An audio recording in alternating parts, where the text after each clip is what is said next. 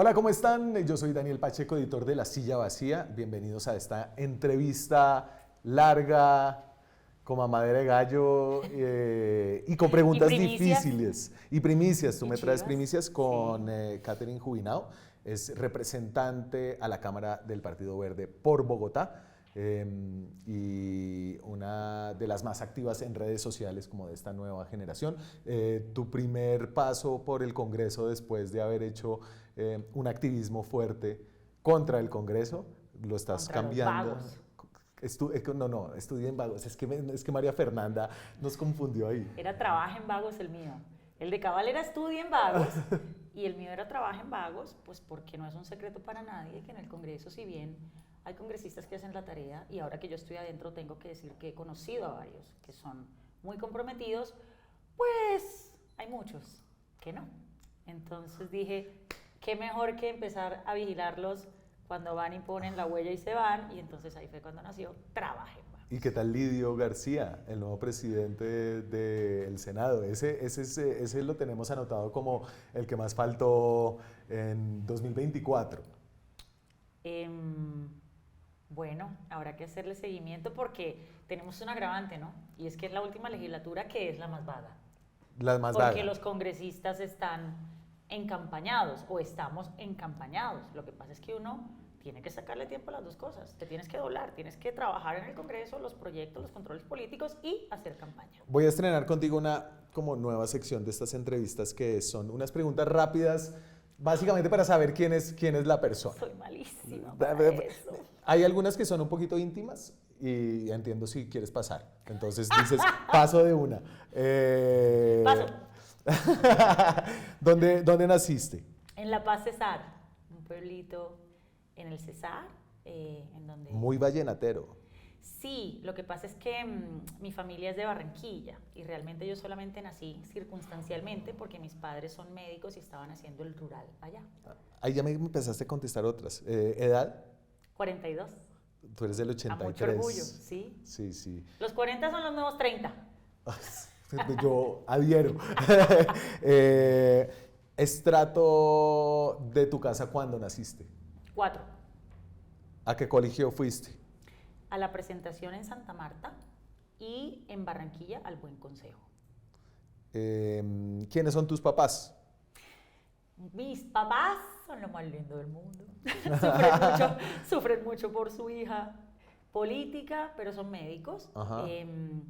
Toda la vida muy trabajadores. Yo vengo de una familia de clase media, en donde mis padres fueron la primera generación de nuestra familia que fue profesional. Y a partir de allí, pues con mis tíos hemos sido una familia muy trabajadora, que con mucho esfuerzo hemos podido salir adelante ahora la tercera generación, la de los primos.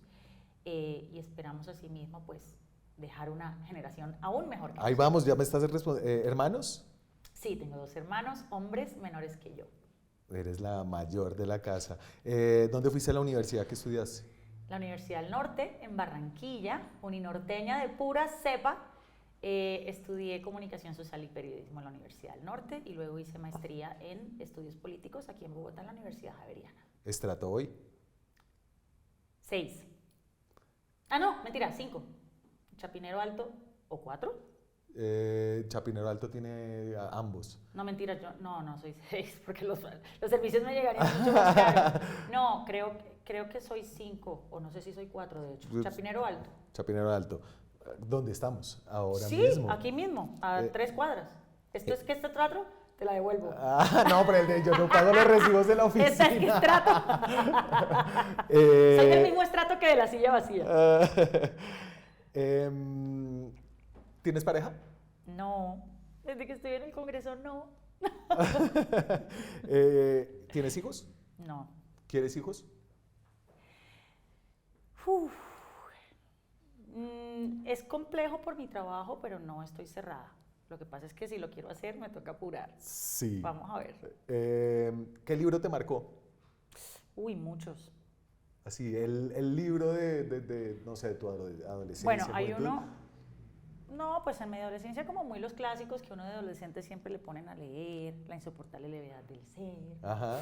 Pero ahorita hay un libro que recientemente me ha marcado mucho que es La forja del carácter. No es literatura, es un filósofo italiano que se llama Massimo Pigliucci, si no estoy mal el apellido, y es la historia de Alcibíades y Sócrates. Sí, Alcibíades que era como el amante joven de Sócrates. Claro, pero además un niñito caprichoso que simplemente quería gobernar Atenas sin tener la sabiduría suficiente, y Sócrates lo coge y como un discípulo y lo comienza a confrontar contra sus propios egoísmos, ego, pasiones, inmadureces, y creo que para todos los que estamos en política es un libro que hay que leer. ¿Grupo de música favorito? Deftones. Soy muy rockera. ¿Color favorito? Tengo varios. ¿Cuáles? El negro me gusta, el fucsia me gusta, el rojo me gusta, el blanco, el verde, sobre todo el verde. ¿Película favorita? Ay, no muchas. ¿Sabes qué? Una que van a decir, ahí está tonta, pero Soul. No me la he visto. Soul, la de Pixar, la de las almitas. Ah, no. Ay, sí, la de Joe Garner. Uy, no. Y me la veo, siempre que estoy estresada, llego a mi casa y me veo Soul y como que ¿Hobbies? me alivia. La música. ¿Tocas? Yo soy muy musical, sí, yo canto y toco guitarra. Ah, Yo quería ser cantante, de hecho, cuando era niña. El deporte, yo jugaba básquetbol. sí. Esos dos, la música, cantar y jugar básquetbol. Vicios. Hace rato no juego. Ay, la cerveza. Pero desde que estoy en política. Uno se vuelve muy cervecero. ¿Ídolo?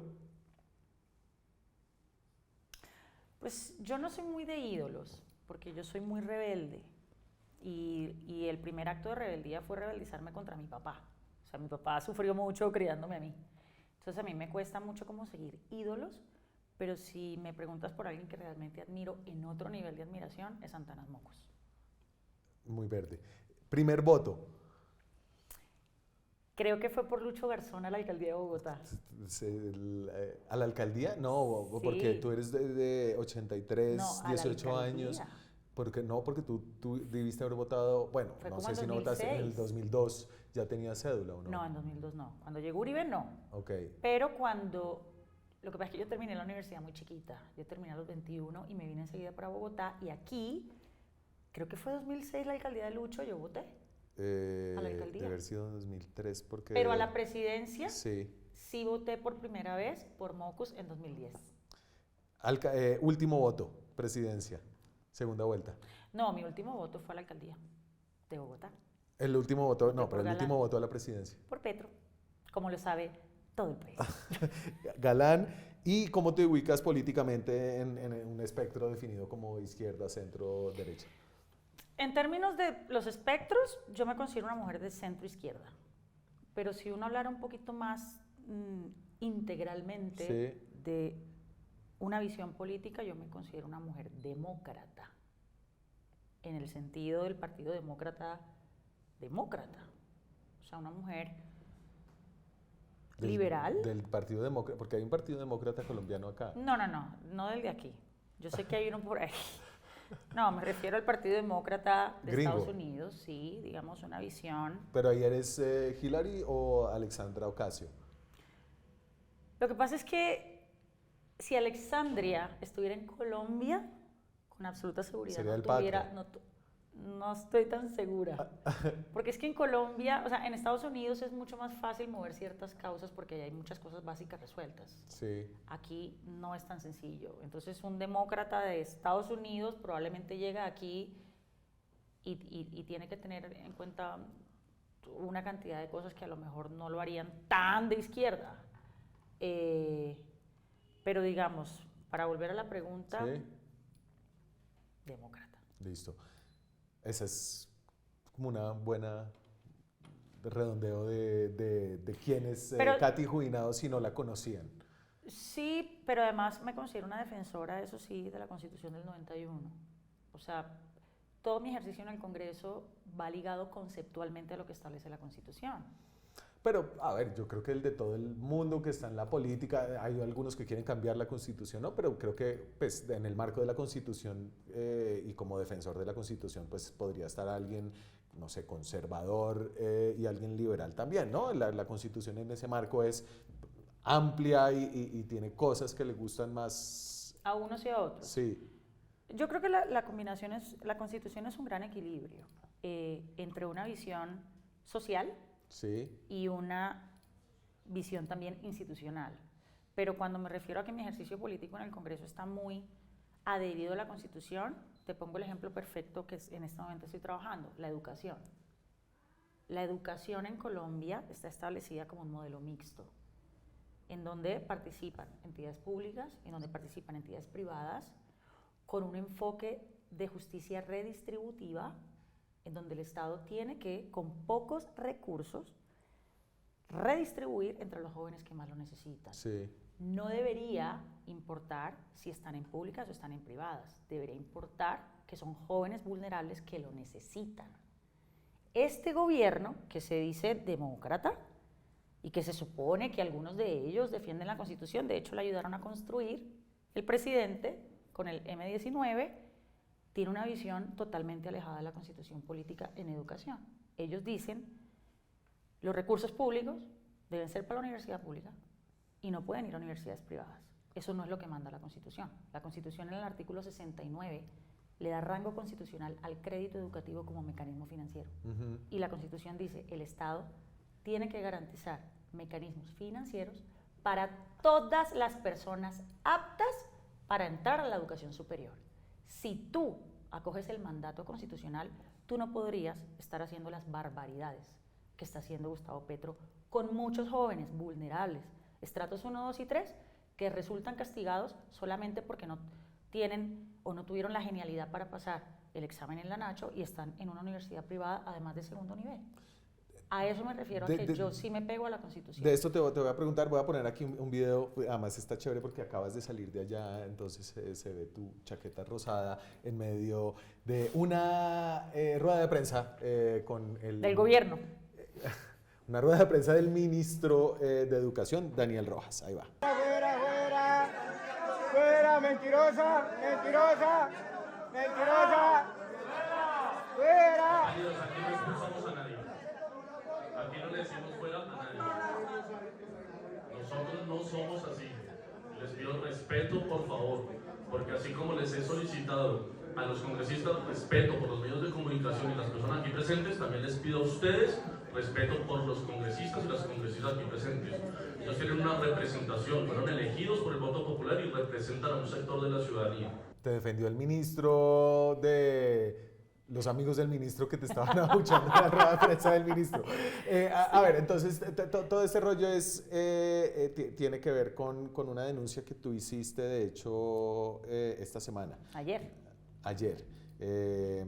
Y te pongo como haciendo la denuncia y me puedes explicar más de qué se trata. Tiene que ver con una cifra que dio el presidente en su discurso del 20 de julio.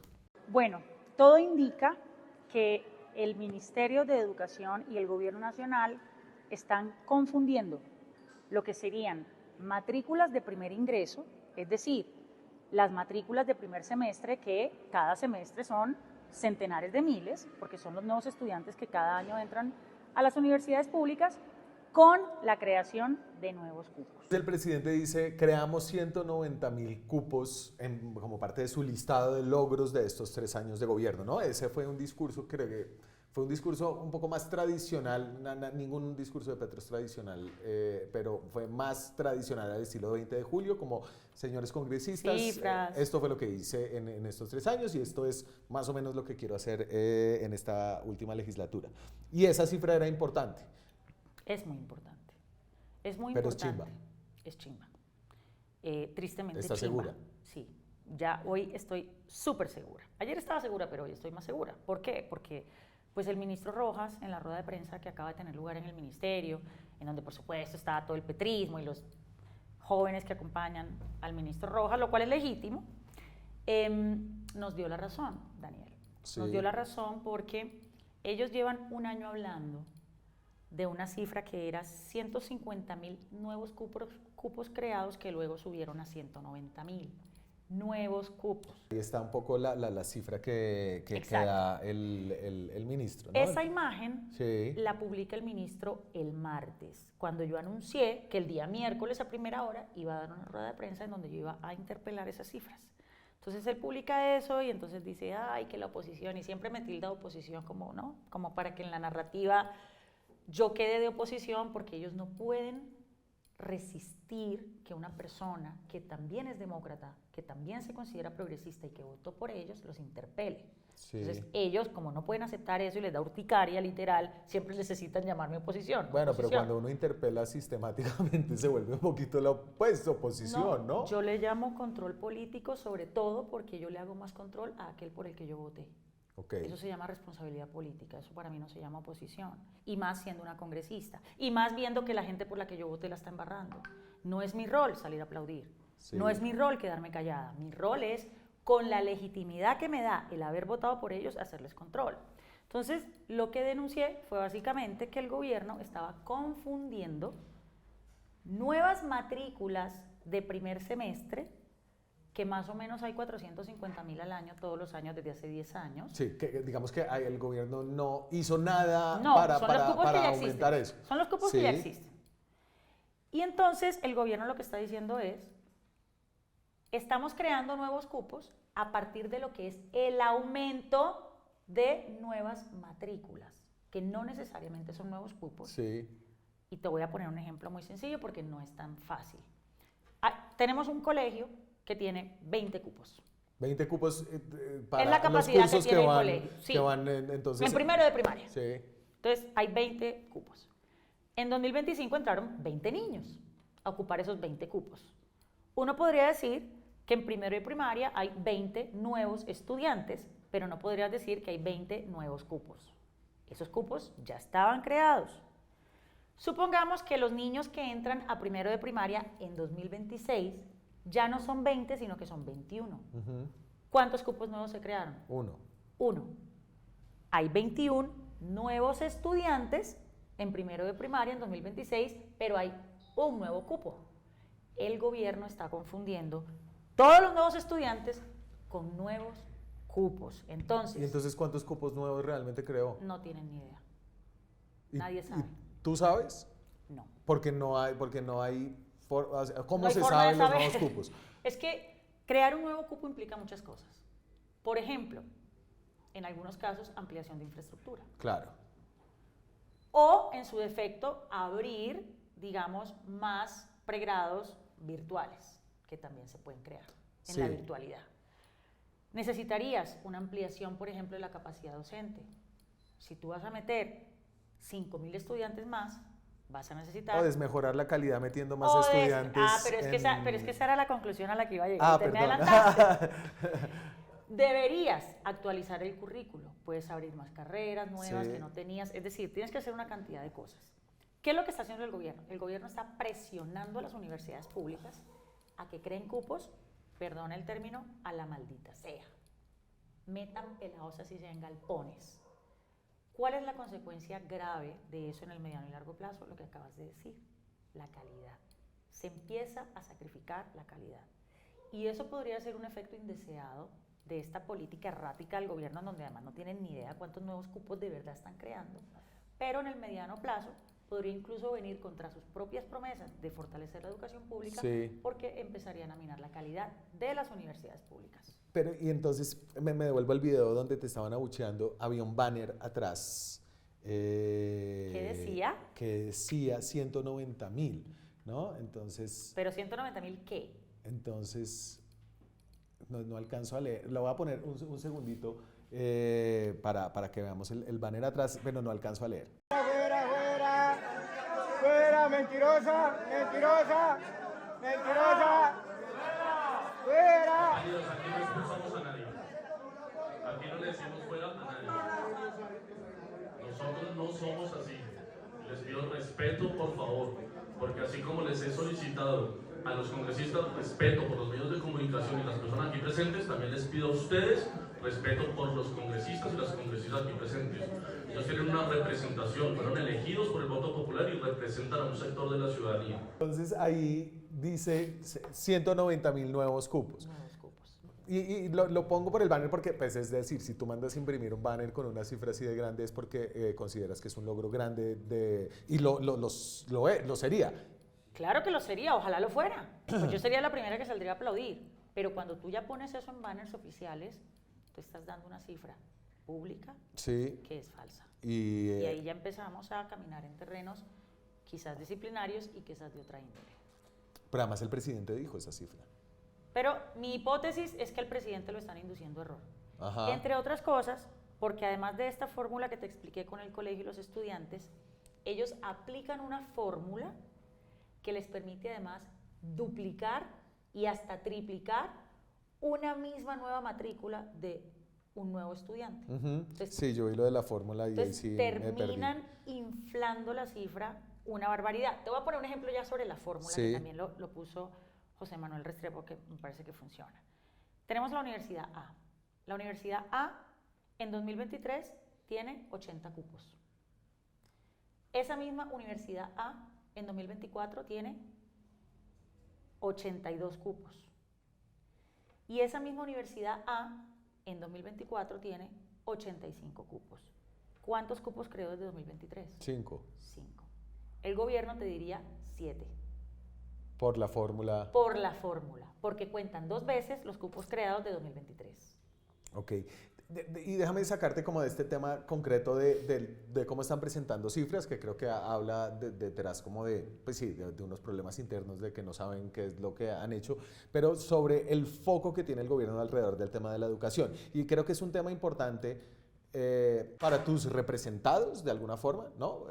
Tú eres una persona que sale del movimiento, pues no propiamente del movimiento estudiantil, pero sí como de la gente joven, el activismo, donde ese movimiento estudiantil era muy importante. Y yo siento que en este gobierno hay una gran priorización de la educación en términos de los recursos que se están mandando, pero hay un enfoque casi que obsesivo sobre la educación superior, ¿no? Entonces, pública.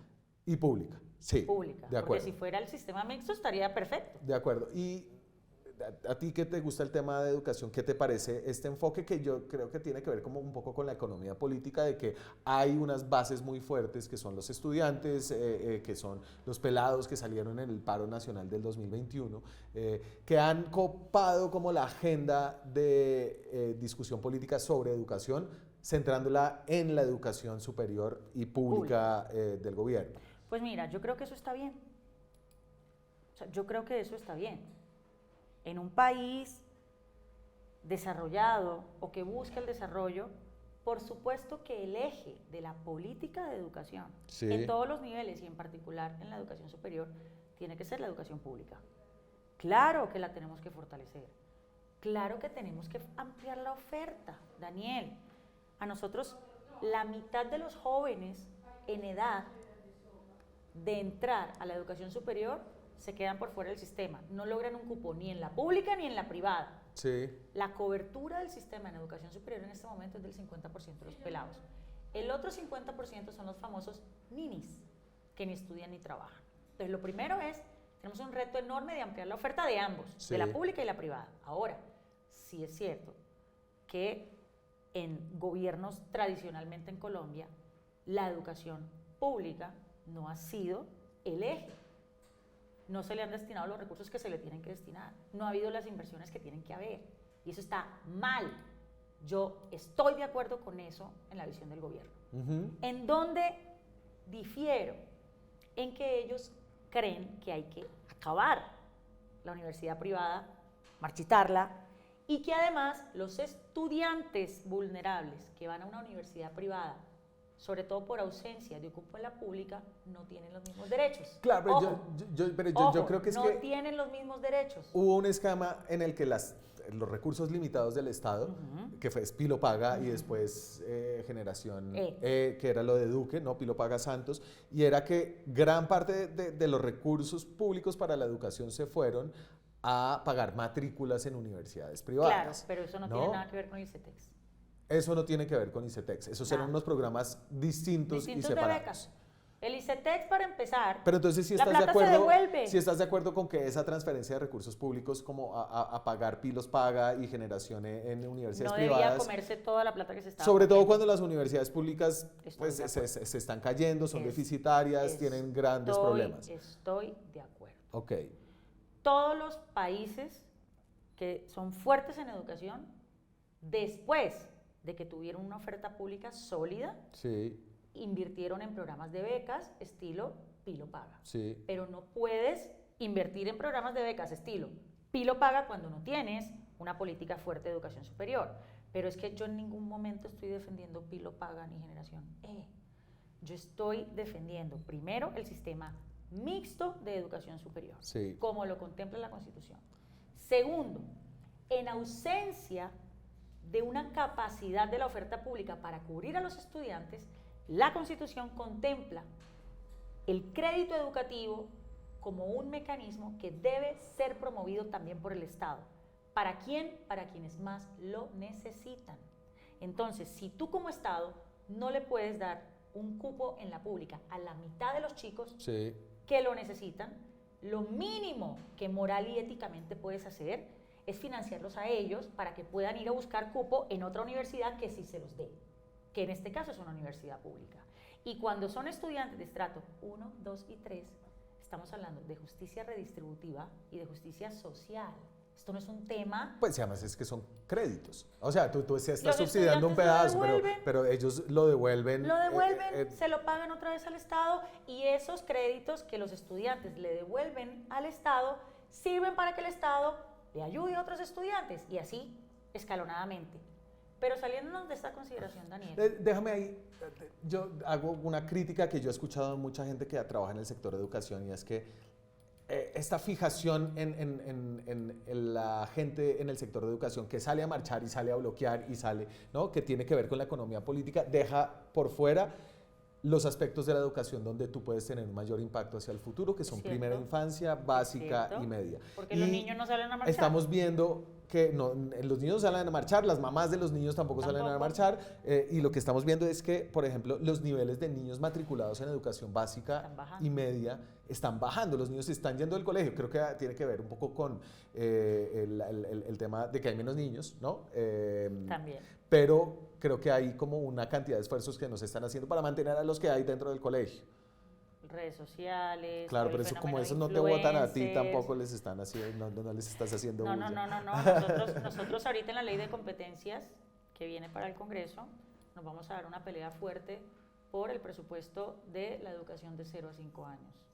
Voy a entrar en el tercio Congreso porque además tengo a Gerson Ortiz por acá que me va a soplar preguntas. Pero te quiero añadir una última cosa sobre la educación superior, Daniel. Sí. Tú como gobierno no puedes llegar a imponer la visión de que el Estado solamente puede financiar la universidad pública, porque en Colombia tenemos un derecho fundamental que se llama la libre elección.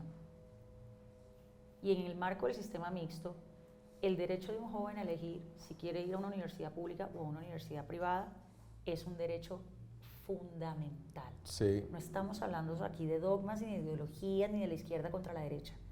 Tenemos que garantizar que los jóvenes en Colombia tengan el derecho fundamental a elegir dónde quieren estudiar. Y te voy a decir, aún en los países que tienen las ofertas públicas fuertes, siempre hay estudiantes que quieren ir a la universidad privada, que es la mejor, que es la que está mejor rankeada, que es la que no sé qué. Siempre le tienes que asegurar un mecanismo financiero para que lo pueda hacer.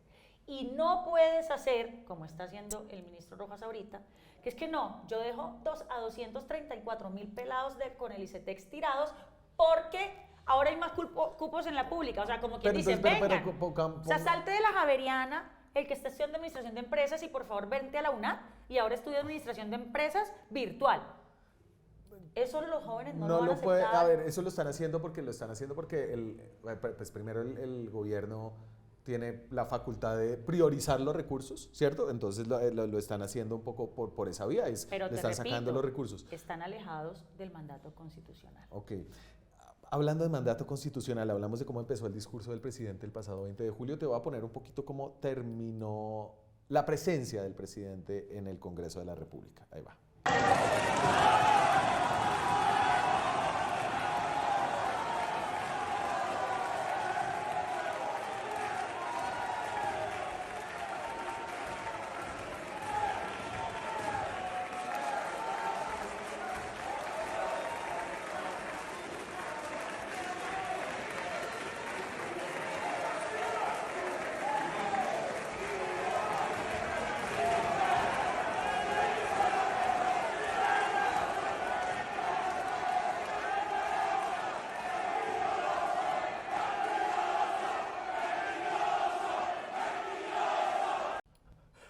Bienvenidos al Congreso un día cualquiera. Pucha, pero a mí yo me quedé con la sensación de que sí, bueno, el Congreso y SADE y como su histrionismo, pero que el jefe de despacho de un gobierno salga gritando reelección, reelección. Sí. Debería generar preocupaciones. Pues yo no sé, porque es que a veces entonces no sé si tomarlo en serio o no. Yo creo que ese es el juego, precisamente. Empezar a naturalizar ciertas ideas a punta de chanzas. Como que sí quiero, pero no. Pero no lo digo yo, sino que lo dice mi secretario de despacho. Pero de vez en cuando sí le doy un retrino a quienes me piden reelegirme. Sí. Yo no, aquí lo miramos, ayer publicamos una nota sobre como estas advertencias que tienen como un contexto político de unos candidatos que dicen que Petro se quiere reelegir, pues no tienen asidero, no tienen ni los votos en el Congreso, ni el tiempo, ni nada. No tienen nada. ¿No? Entonces... Solo las ganas. De resto no tienen nada. Pero tampoco, pues, no, estos salones fríos, me quiero ir, quiero escribir un libro sobre inteligencia artificial. Mira, ténganle más miedo, se los advierto desde ya, al Petro expresidente que al Petro presidente. O sea, prepárense. ¿Por qué? Porque a lo mejor tenemos a un nuevo expresidente obsesionado con el poder, queriendo entonces otra vez meterse al Congreso. Sí, por eso. Entonces, no les extrañe que Gustavo Petro luego se vuelva a lanzar al Congreso, encabece la lista de su propio partido. O sea, Gustavo Petro lo último que va a hacer es dejarnos tranquilos una vez salga de la presidencia, se los advierto desde ya. Que ojalá sí nos dejara tranquilos. Yo sí creo que todos los expresidentes deberían dejar al país tranquilo cuando terminen. Háblame de lo que viene en esta última legislatura. Es una legislatura, cuando hablamos de legislatura, no, el Congreso se elige por 4 años. Cada periodo de un año tiene presidentes distintos en todas las comisiones y en las 2 plenarias.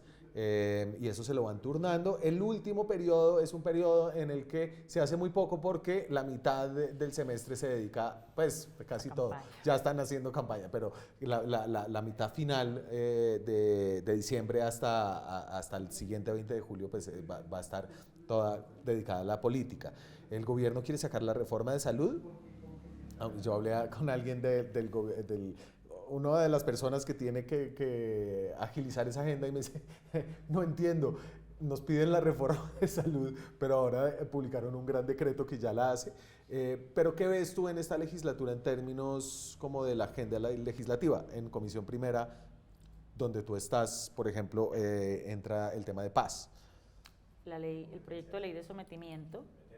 Competencias, la ley de competencias. Ya volvió Gerson, la ley de competencias. Esos son los 2 principales que van a entrar a Comisión Primera ahorita en Cámara.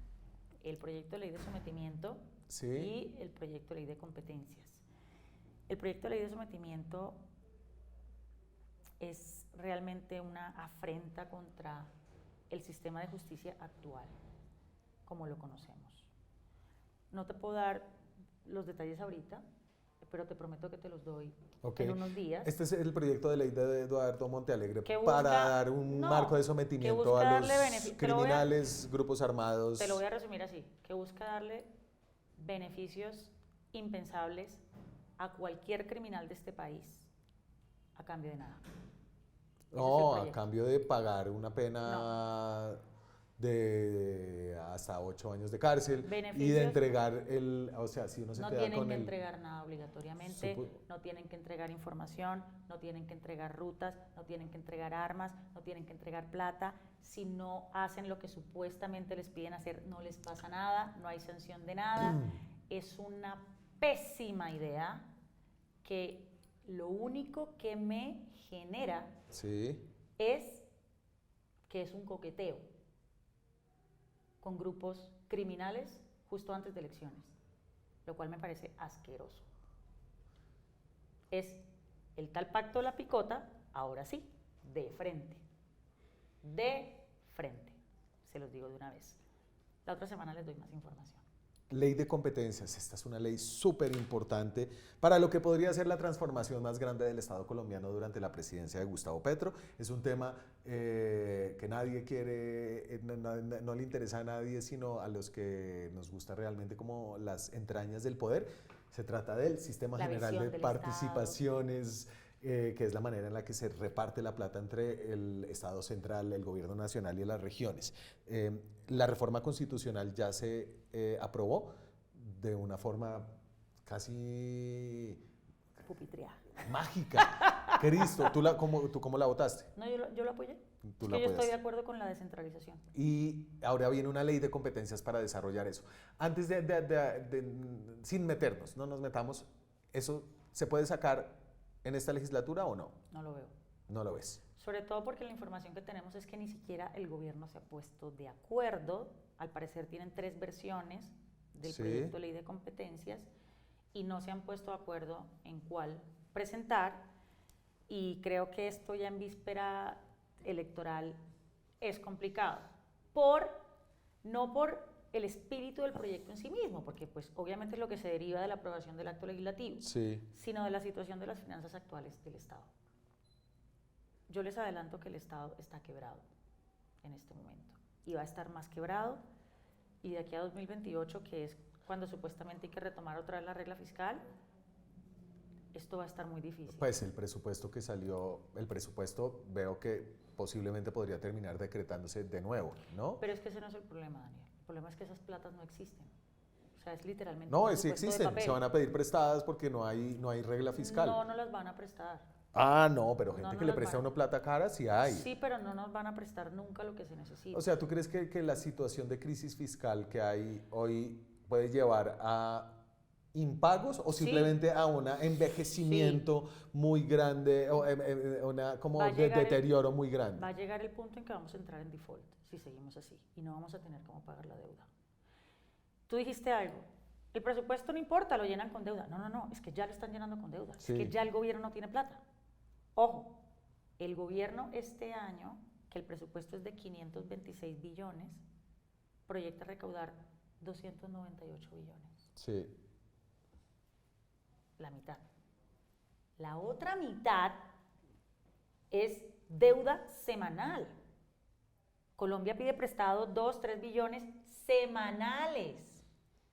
Y lo que proponen ellos es no pagar, o sea, pagar un poco solamente intereses y aplazar el pago, o sea, están refinanciando, como cuando uno paga la tarjeta de crédito con otra tarjeta de crédito. Digamos, les ha tocado pagar mucha deuda este año, es verdad, y eso también se le ha comido mucho el presupuesto. Pues porque no al le dejaron, presidente Petro. No, le dejaron unas finanzas que eran unas finanzas post-COVID, con unos intereses altos de la línea de crédito del Fondo Monetario, etcétera. Pero siendo muy honestos, esto no es problema de ningún presidente en particular, es un problema estructural de las finanzas del Estado. Sí. Colombia, desde la Constitución del 91, recibió un mandato de Estado Social de Derecho. Colombia ha venido ampliando de manera muy importante sus compromisos fiscales para garantizar el Estado Social de Derecho, y los ingresos del país no han subido.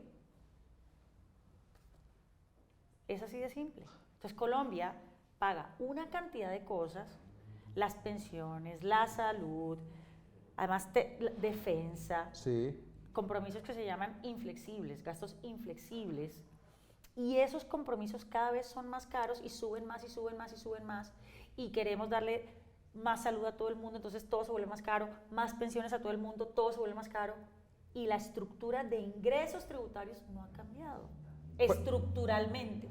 Pues y eso que la reforma tributaria que hizo este gobierno en 2022 es de las más ambiciosas al menos que se habían hecho. Pero Daniel, si cada año hacemos una nueva reforma tributaria, lo que quiere decir es que la solución no es una reforma tributaria. Para ser justos, a Gustavo Petro va a ser el primer presidente en, yo qué sé, 2 décadas que le negaron su segunda tributaria, ¿no? Y también es el primer presidente que 3 años seguidos les probaron los presupuestos más altos de la historia en porcentajes superiores al 20% contra el gobierno anterior. Sí, a veces, eso tampoco era escuchándote hablar, esta pregunta es un poquito injusta, pero ¿te parece que Petro ha sido peor que Duque? No, porque para mí el tema de los derechos humanos es central. Petro tiene muchas equivocaciones. Petro no sabe o no le importa las finanzas del Estado, no ha sido cuidadoso con los presupuestos y por cuenta de ese desgreño fiscal y administrativo es que están desmantelando todos los programas sociales. Ojo con eso. Pero yo le reconozco a Petro cosas como, y la gente puede decir, ay, pero eso no está, no, para mí sí. Que la gente pueda salir a protestar y llegue a la casa con los 2 ojos, eso es importante para mí.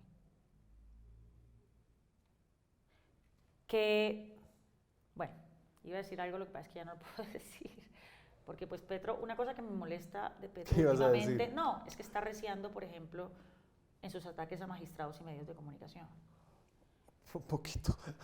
Digamos, es decir, yo creo que el presidente Uribe, por ejemplo, tenía una narrativa tan violenta, realmente tan violenta, que muchas de las tragedias que sucedían después, uno puede decir, pueden ser resultado de los mensajes que daba Uribe en los consejos comunitarios, porque Uribe era muy concreto. Criticaba a tal alcalde, le decía comunista guerrillero y al mes mataban al alcalde. Claro, pero entonces aquí el presidente dice nieto de masacrado. Claro. Y a 2 o 3 días a Miguel Uribe, a tu colega de Congreso, pues tenía una bala en la cabeza. Por eso me abstuve, por eso dije que lo que iba a decir ya no lo podía decir, pues, porque Petro está cruzando la línea de la violencia simbólica en el discurso. ¿Y el decretazo? No, el decretazo es una barbaridad. No, a ver, Petro es un tipo que no respeta las instituciones. O sea, lo que pasa es que las instituciones en Colombia el diseño de contrapesos es tan fuerte en este momento que lo resiste. Pero si por Petro fuera, o sea, a Petro no le gusta la separación de poderes, a Petro no le gusta las instituciones, a Petro no le gusta que le pongan frenos, como a Uribe tampoco, porque en eso tienen una personalidad de caudillos. A los caudillos no les gustan los controles, su personalidad es así. Pero digamos, Petro, a diferencia de, por ejemplo, Duque, sé que tiene una conciencia más elevada de los derechos humanos y de los derechos de las personas. Y por eso él se da las batallas que se da. Que se las dé mal, que las haga al revés, que no haga las cosas con el rigor para que le salgan bien, es otra discusión. Pero yo le valoro a Petro eso no es un discurso que manejara Duque. ¿Y cómo lo sopesas frente a...? Hay como unos problemas sectoriales muy bien diagnosticados, el problema sectorial del deterioro en salud, el problema sectorial pues, de la crisis fiscal, ¿no? Que se ha empeorado, el tema de energía se ha empeorado, el tema de seguridad se ha empeorado, ¿cierto? Con todo eso y la importancia simbólica y no simbólica, ¿no? De cómo si ha cambiado la relación de las Fuerzas Armadas con la población. ¿Tú cómo sopesas, imaginando como que este gobierno ya está casi en su recta final, cómo imaginas que quedó Colombia después de Petro? Porque yo escucho a mucha gente extremadamente preocupada, como que estamos a punto de perder la democracia y otra en cambio como que piensa que este gobierno va a dejar un mejor país. Yo creo que ni tan bueno como dicen los petristas, ni tan malo como dicen los uribistas. Petro ha instaurado símbolos que son importantes. Hay gente que no le da importancia a eso. Hay gente que dice, no, pero los resultados. Yo digo, momento. Las sociedades también cambian a través de los símbolos.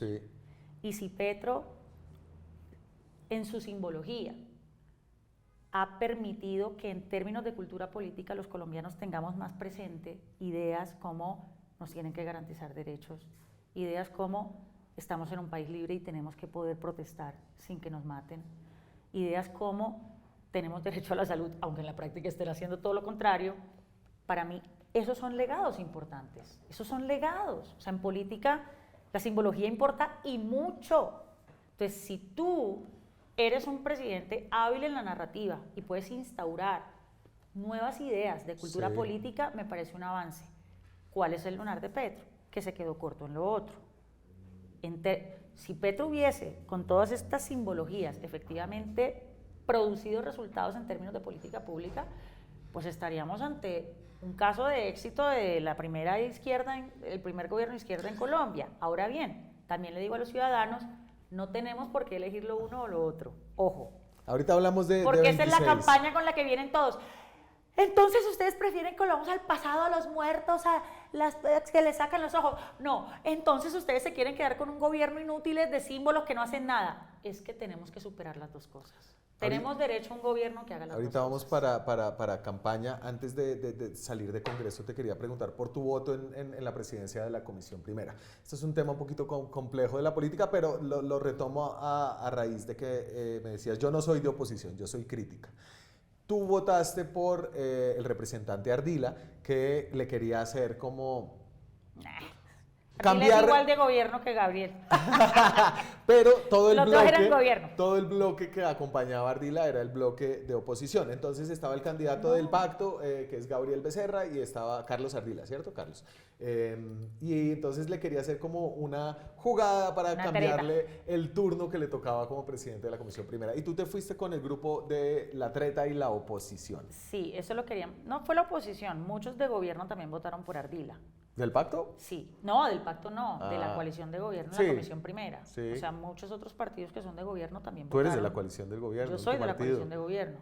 Pero te quiero decir, otros congresistas de gobierno también votaron por Ardila.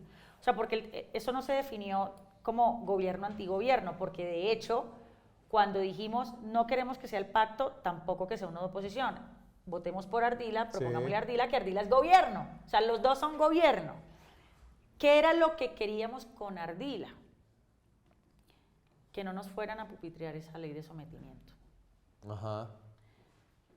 Y fue el compromiso que le pedimos a Gabriel Becerra.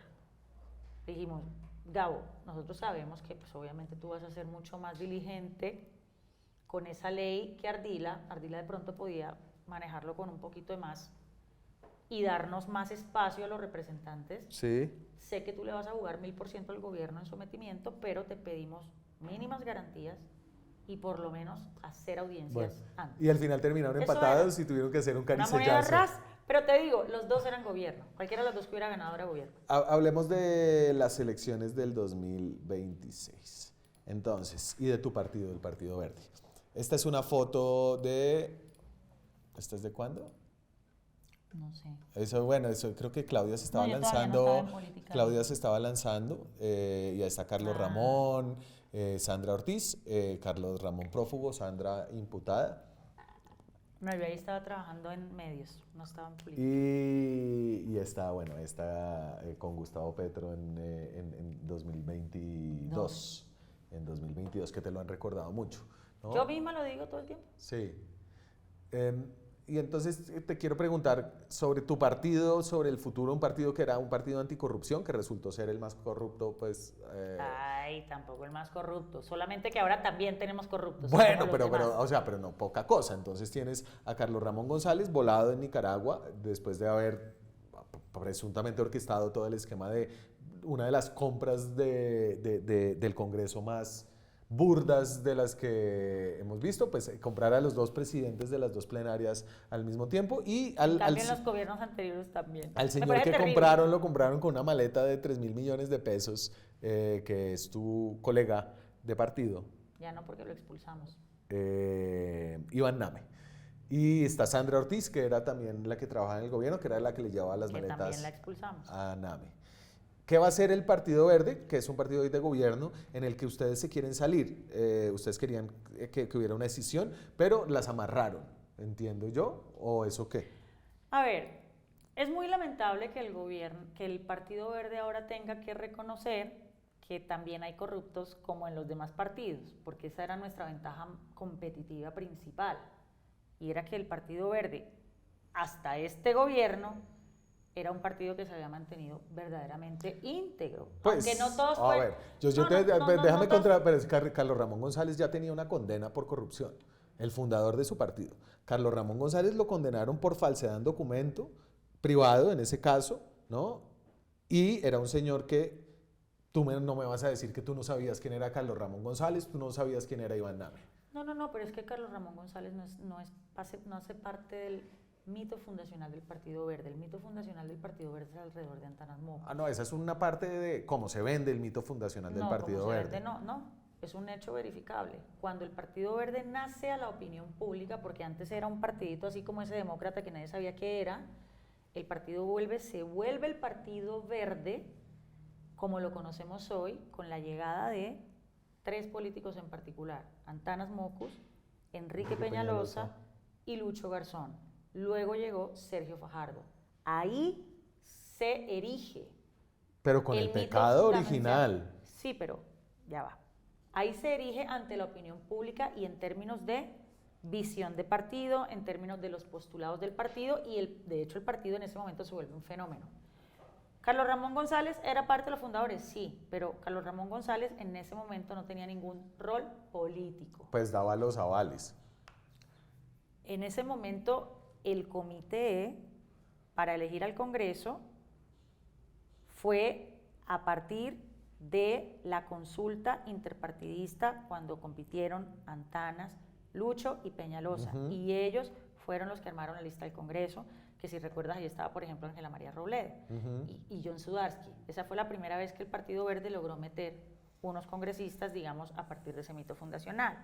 Entonces no te estoy diciendo que Carlos Ramón no hacía parte del partido, lo que te quiero decir es que era una persona que no tenía un rol político, si bien era de los fundadores, y en ese momento la agencia política la tenía el combo de Antanas Mockus.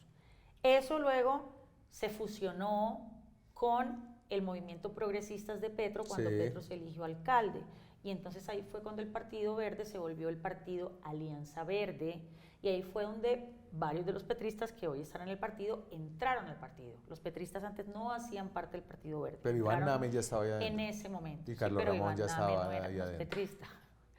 Entonces, a partir de esa fusión, creo yo, es mi lectura, pero puedo estar equivocada, empezaron los problemas programáticos e ideológicos del partido. Porque entonces, a partir de ahí, una tendencia empezó a consolidar una visión más de izquierda asociada a Petro. Sí. Y se empezó a consolidar la otra tendencia, que fue la que nació en 2010, que era la tendencia mockusiana, y que ahí estaba Angélica Lozano, y luego Claudia López, etc. ¿Y la tendencia de la corrupción? Es de ahora. Entonces, es de siempre. No. Pues es decir, No, pero Carlos Ramón es el no. fundador. Carlos Pero- Ramón ya estaba condenado. pero ¿quiénes Carlos tienen las Ramón, curules? Carlos Ramón No. le prestaba plata al partido para que todos los congresistas No, hicieran pero- campaña. pero- o sea, yo creo pero- que incluso tú de alguna forma Pero yo recibiste plata pero- de Carlos Ramón no. al ser del Qué Partido bueno que Verde. me hayas dicho eso. Yo sí lo puedo decir delante de todo el mundo. Carlos Ramón no me ayudó en mi campaña. De hecho, si por Carlos Ramón González hubiera sido, yo me hubiera quemado. Que lo sepan de una vez y pueden revisar mis cuentas de campaña, cómo me tuve yo que financiar, porque Carlos Ramón nunca me respondió un chat. Cuando me dieron el aval, claro que yo le escribí. ¿Y tú qué le escribas para qué? Nunca pues porque yo quería saber cómo me iba a prestar plata el partido. Es que el partido hace préstamos. Ajá. Carlos Ramón González nunca ni me respondió un chat, ni me respondió una llamada, menos mal. Ya después dije, menos mal. De manera que yo, dentro del partido, en mi primera campaña, y bueno, esto ya yo hice las paces con todos en el partido, pero yo estuve muy sola, y tuve que ir a los ¿Cuántos votos te bancos a sacaste? pedir 2 créditos. Saqué la segunda votación del partido en Cámara, que fueron 47,000 votos. Ok. Pues ya después de ahí, obviamente ya me contestaban el celular, pero yo hice mi campaña absolutamente sola y no tengo absolutamente nada, qué bueno que me lo hayas preguntado, nada que ver con Carlos Ramón González, ni préstamos de Carlos Ramón González. De hecho, a mí Carlos Ramón González ni siquiera me contestó el celular. ¿Qué va a pasar con el Partido Verde en esas elecciones y qué va a pasar contigo? Bueno, Pues no es que falte poquito, ¿no? no, Estamos no, a... ya no falta nada. Ya tenemos la campaña aquí. Lo que pasa es que yo siempre estoy en campaña.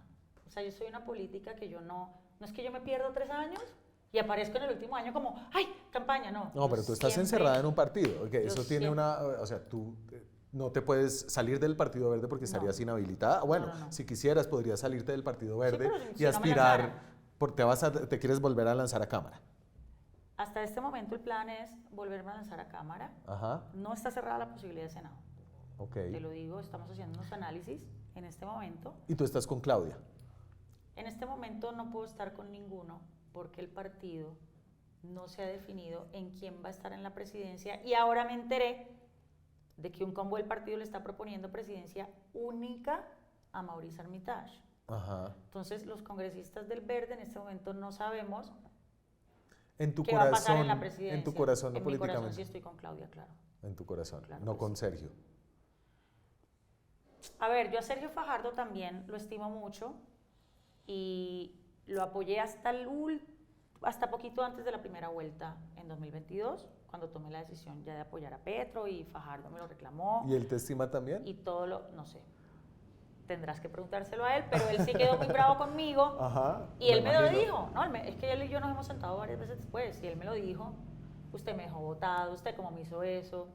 Además porque, y qué bueno que también que hablemos de esto, cuando yo me elegí al Congreso, yo estaba con Fajardo. Mis votos son de gente que votó por Fajardo, no por Petro. Cuando yo, ya electa, 2 meses después de electa, decido apoyar a Gustavo Petro, mis electores casi me matan. Ajá.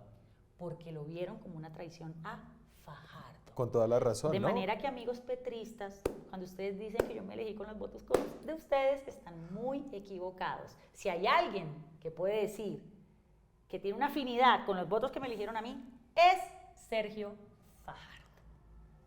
Pues entonces traicionaste fue a Fajardo. Sí, Sí. sí. Bueno, Está creo que claro, eso ya Ya, yo hice las paces con ya. Fajardo. Mi electorado me lo reclamó un año entero cuando mi electorado ya vio que yo le estaba haciendo control político duro a Gustavo Petro.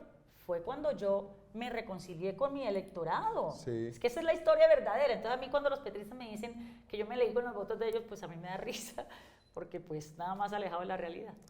A veces como siento que en el mundo de los petristas como hay odio, ¿no? Como una vaina muy fuerte. Visceral.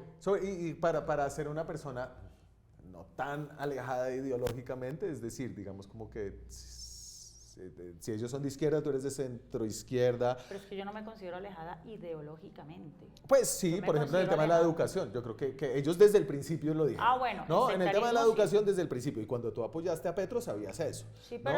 pero también prometieron un plan de salvamento al ICETEX, un plan de condonaciones y un fortalecimiento a la entidad. Ok, ok. Y quedó en el Plan Nacional de Desarrollo. Quedó en el Plan Nacional de Desarrollo, no fue una promesa de campaña, quedó en el Plan Nacional de Desarrollo. Entonces, cuando yo les digo a ellos, ustedes están incumpliendo, no es una promesa de campaña, están incumpliendo el Plan Nacional de Desarrollo al dejar votados a 234,000 jóvenes de estratos 1, 2 y 3. ¿Cómo es la campaña? Y sobre todo en tu sector de lo que se llama centro, donde hay pues 2 candidatos importantes que fueron fórmula vicepresidencial, Claudia López y Sergio Fajardo, que pues sobre todo Sergio no quiere nada con Claudia. Juan Manuel Galán, que por ahí está orbitando, tampoco quiere nada con Claudia. Creo que no sé quién quiere algo con Claudia, porque lo que dicen ellos es que Claudia quemó unos puentes en el pasado, se sintieron traicionados por ella y no confían. Sí, yo no me considero, digamos, como con la autoridad para opinar sobre qué pasó entre ellos, porque cuando Claudia fue alcaldesa yo no estaba en política, yo estaba trabajando en medios de comunicación y estaba con mi propia veeduría de trabajo en Vagos, entonces yo no viví de cerca la alcaldía de Claudia López. ¿Qué va a pasar con el centro? No, pero a lo que iba es que, sea lo que haya pasado en ese momento. Tú sabes lo que pasó. ¿De por qué se pelearon? Sí. No. ¿No? No. Pues es que se pelearon entre todos. Pues porque algunos querían ser candidatos presidenciales y otros no. Y entonces, no sé. Porque creo que la versión en general de todos es que Claudia le decía al uno, tú eres, y después no, tú eres, y después no, tú eres, ¿no? Y al final no fue con ninguno, sino que se fue con Petro. Esa es un poco la sensación general que yo recojo Claudia de todos. se fue con Petro en segunda vuelta. Primero de Alejandro Gaviria, luego de Amaya, luego... No, pero ¿cómo de Amaya si Amaya fue el candidato de Claudia en la consulta? No, con Claudia sí estuvo Amaya. O sea, ¿qué digo? Claudia sí estuvo con Amaya. Hasta que estuvo con Petro. No, pero Y Amaya se fue donde Rodolfo. Pero porque Amaya perdió la consulta. Sí, de acuerdo. Pero lo que cuando creo que Amaya allá adentro, estuvo en la como consulta, los resquemores que dejó un poco esta coalición de la esperanza es que Claudia y Angélica, pues que actúan en política, pues como una pareja política, no fueron leales a las promesas que habían hecho internamente. Bueno, como te digo, como yo no estuve ahí, porque yo no podía hacer política en ese momento, yo estaba trabajando en medios, yo no sé el detalle de lo que pasó. Pero a lo que iba es, lo que sea que haya pasado, mijitos, maduren. O sea, ya crezcan, ¿sí? O sea, no puede ser que el centro político en Colombia tenga en este momento la oportunidad histórica servida para ser realmente competitivos en 2026. ¿Por qué? Porque la gente, yo estoy convencida de que Colombia en general no quiere volver al pasado uribista. Yo no creo eso, no lo veo en la gente. Pero también veo una gente muy decepcionada del primer proyecto Izquierda. Sí. ¿Quién sería el naturalmente llamado a tener una oportunidad en 2026? Pues el centro. El centro.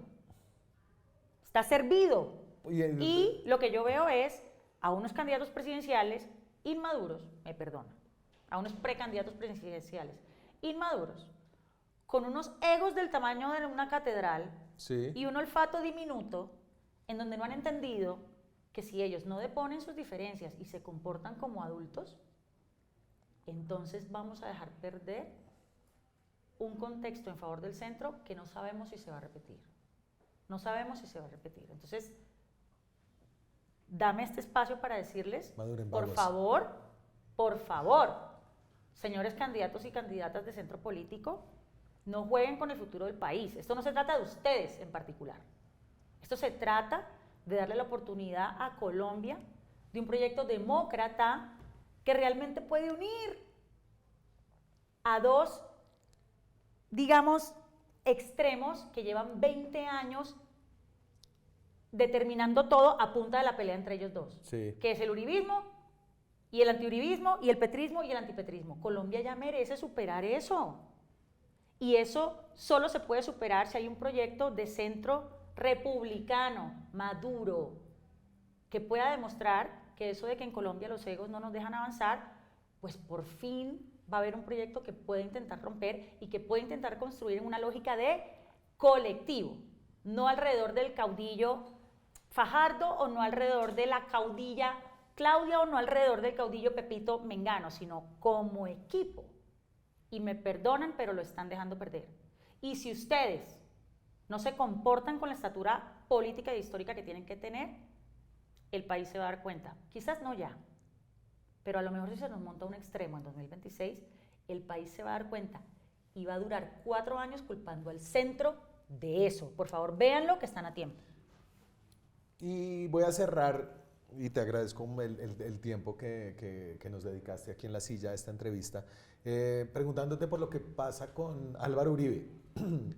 Este era como un momento que llevábamos esperando mucho tiempo, porque el proceso del expresidente llevaba, o sea, depende de cuando empieces a contar, ¿no? Si fue cuando Iván Cepeda hizo el debate o cuando la Corte Suprema ¿no? Entonces, pero sí estamos hablando casi de una década, si es más cortico, como 6 años. ¿Qué te parece lo que pasó y la discusión que ha suscitado? Me parece histórico. Me parece histórico y considero un avance de la justicia haber podido encarar a un expresidente, enjuiciarlo y fallar. No estoy hablando del sentido del fallo, ¿sabes? Yo he escuchado a los expertos juristas como de todo. Algunos juristas dicen no, la señora falló en derecho. He escuchado juristas decir no, creemos que no había pruebas en derecho. O sea, he escuchado de todo. Por fortuna, la misma justicia tiene sus instancias para revisar sus propios fallos. Entonces ya existirá la segunda instancia y ya la segunda instancia dirá. Pero que la justicia haya podido enjuiciar a un expresidente, pero no a cualquiera, al que es probablemente el expresidente con más poder en últimas décadas en este país, me parece que por fin se rompe algo. Y es esa creencia de que en este país la justicia es para los de Ruana.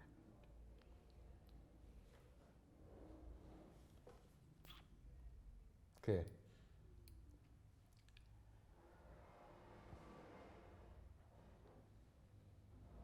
Colombia merece tener un sistema de justicia que funcione para todo el mundo. Y la gente no lo siente así. Que la gente sienta que se muele, que construye, que trabaja con honestidad, y ver siempre a los mismos poderosos haciendo fiesta con este país y que nunca les pase nada, nunca les pase nada. Y va un pobre a robarse un Maggi y a ese sí es el que se le aplican todas. Eso es una tragedia en Colombia. Es una tragedia. El día que la ciudadanía de a pie sienta que la ley es para todos, Sí. yo creo que este país sí cambia. Pero fíjate y el debate que suscitó la condena en primera instancia al expresidente Uribe, es que hay otras personas que habían cometido unos delitos mucho más graves, específicamente a todas las personas que entraron a la justicia transicional por el acuerdo de las FARC, que están recibiendo un tratamiento mucho menos severo que el que podría recibir el expresidente Uribe, ¿no? Entonces, esa sensación de injusticia que te conmueve a ti profundamente, siento como ahora siento... le quedó a otra gente. Claro. Ahora le quedó a otra gente. Claro. Sí, sí. Son los dilemas de la política. Mucha gente que quiera a ese político va a sentir un fallo en su contra como una afrenta contra la justicia, y la gente que no quiere a ese político pues lo va a sentir como justicia. Háblale a esa persona, o sea, ¿cómo le explicamos a esa persona que dice pero es que el presidente Uribe luchó contra las FARC, es la persona que recuperó al país en un momento en el que podía estar como al borde de ser un estado fallido, etcétera, etcétera, y ahora lo condenan así, mientras Timochenko está dándole comida a las gallinas en su casa, criando un nuevo hijo a los 70 años? Pues mira, lo primero que hay que entender es que son dos tipos de justicia. Colombia ha hecho procesos de paz con quienes han estado alzados en armas, sí, con un estatus político, es decir, no son como atracadores, sino gente que quería tomarse el poder por la vía de las armas para hacer una revolución y supuestamente garantizar los derechos de todos. Esos grupos que con el narcotráfico se corrompieron, etcétera, pues han negociado en algunos casos. A ellos se les ha aplicado, en el marco de esa negociación, una justicia que es diferente. A Álvaro Uribe, y ojo con esto, ay, gracias. Entonces digamos que a ellos los juzgó un tipo de justicia distinta, en una lógica distinta. A Álvaro Uribe también lo debía juzgar una justicia distinta, que era la Corte Suprema de Justicia. Sí. ¿Qué le diría yo a las personas que están ofendidas con el fallo Uribe? Fue Uribe el que por decisión propia se salió de la justicia especial para él. Él tenía una justicia que se llamaba la Corte Suprema de Justicia, que es la que juzga a los aforados, a mí también, como congresista. Pero Uribe no quiso que lo juzgara la Corte Suprema y renunció al Senado. En ese momento, una decisión del mismo Uribe, él decide que lo juzgue la justicia ordinaria. Sí. Y algo que sí puedo entender, que sea una queja de la gente, es que la gente dice, ahí, pero cuando estaba Barbosa, que era uribista, la misma fiscalía pedía que lo absolvieran. Pero ahora que el presidente es Petro y puso a la señora Camargo, la misma fiscalía ahora pide que lo condenen. Claro, y falta un pedazo del cuento, y es que las dos ocasiones que trató de precluir la investigación la fiscalía Barbosa, la justicia distinta dijo que no. Exacto, pero digamos que la gente sí, con toda razón, dice, pero ¿esta fiscalía qué? Sí. O sea, la fiscalía actúa según el presidente de turno o según el fiscal de turno, y frente a un caso se comporta de manera supremamente distinta. Ahora, hubo dos juezas de la República que negaron las pretensiones de la fiscalía de Barbosa, que era absolver a Uribe. ¿Qué le puedo decir yo a las personas que están ofendidas con esto? Si bien yo apoyo la justicia, yo creo que Uribe, por su edad, pues merece que lo dejen en su casa. Si es que lo condenan, porque ojo que esto también puede precluir. El tiempo de preclusión es el 5 de octubre más o menos. Eso se pasó al 16 por los recursos que pusieron, pero digamos, o sea, yo te digo, mira, el Tribunal Superior de Bogotá no va a dejar que eso precluya porque pues harían el oso más grande. Sí, harían el oso, yo sé. Pero lo que pasa es que tienen que hacer lo que una jueza hizo en 2 años, lo tienen que hacer en 3 meses. Esta es una instancia en la que los jueces analizan solamente la decisión de la juez. No va a haber pruebas otra vez, de acuerdo, no va a haber testigos, y entonces yo me imagino que están ahí. No, pues les toca volar. Pero yo les diría, el caso no está concluido. Ok. O sea, a los que Y si apoyan a Uribe, en segunda instancia sale Uribe, ¿tú asumirías como la misma postura de...? la misma. Okay. Es que, de hecho, he escuchado juristas decir que hay una probabilidad de que lo absuelvan en segunda instancia, porque algunos juristas dicen que no ven las pruebas tan concluyentes.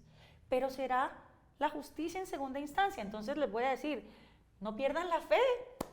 Los que están con Uribe no pierdan la fe. A lo mejor en segunda instancia lo absuelven. Ahora, si en segunda instancia la condena se ratifica, sí, yo creo que estén con Uribe o no estén con Uribe, tienen que aceptar que la ley en Colombia debe ser para todos. Ahí le tocó a Uribe, sí. Perfecto. Pero mañana le podría tocar a otro expresidente, ojo. Catherine Jubinao, cachaquillera. ¡Ay, me encanta! Cachaquillera. Yo digo roleña. Roleña. Roleña. Ay, pero me encanta el cachaquillera. Quedó. Representante de la Cámara por Bogotá. Su ciudad es Barranquilla. Es Santa Marta, Barranquilla y un poquito. Bueno, y La Paz, La porque Paz, nací allá, pero lo que La pasa Paz. es que, bueno. Muchas gracias por pasar por aquí. Fue un gusto No. tenerte aquí en la silla vacía. Ha sido muy divertido este espacio, Daniel. Gracias por darme la oportunidad, además de hacerlo como con tanta espontaneidad. Muchas gracias. A ustedes, muchas gracias por ver estos videos. Suscríbanse al canal, activen la campanita. Todas las suscripciones nos ayudan a monetizar en algo estos contenidos y a pagar el equipo maravilloso. Yo soy amiga de la silla vacía. Gracias por ser súper amiga. Desde hace mucho tiempo. Y a pagar el equipo maravilloso de personas que hacen periodismo independiente, investigan e innovan en periodismo aquí en Colombia. Muchas gracias. Chao.